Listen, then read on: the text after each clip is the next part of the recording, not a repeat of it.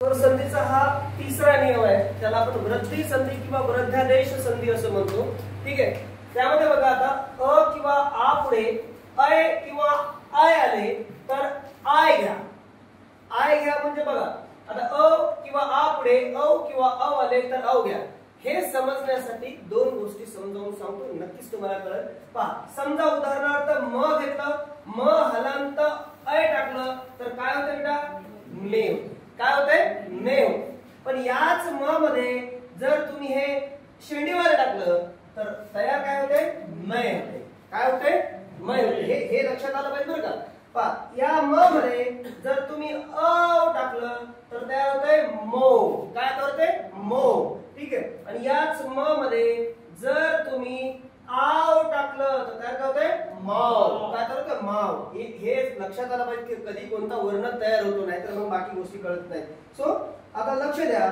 म्हणून आपण आता हे उदाहरण सोडू. ठीक आहे.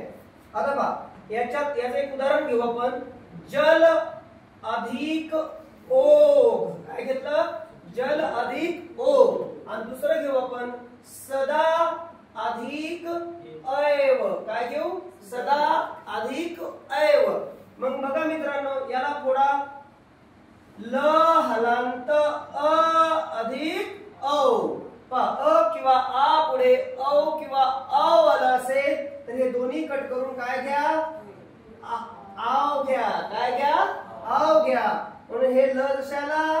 तसं या काय टाका? औ. तर तयार काय होतंय? लो. ठीक आहे. मग शब्द तयार होतो जल्लोग. काय तयार होतो? जल्लोग असा शब्द तयार होतो.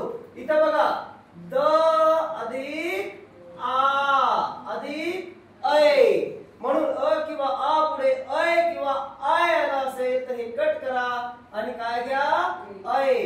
मग या द मध्ये हे ऐ टाका तर तयार होते दै. मग शब्द तयार होतो सदैव. काय तयार होतो? सदैव. पहा, हा पोट शब्द आहे, हा त्याचा विग्रह केला.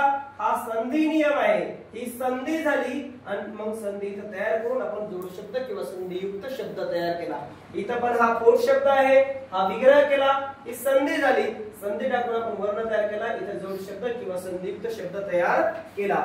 आता तुम्हाला करायचंय, तुम्ही ही सगळी उदाहरणं सोडवायची. पहा, वृक्ष अधिक औदार्य. वृक्ष अधिक औदार्य हे तुम्ही सोडवायचंय, मला हे सांगायचं. त्याच्यानंतर पहा, मत अधिक ऐक्य. मत अधिक ऐक्य. त्याच्यानंतर बेटा पहा आता गंगा. काय रे? गंगा अधिक ओघ. काय? गंगा अधिक ओघ. तर अशा पद्धतीने तुम्हाला ही तीन सोडवायची आहे.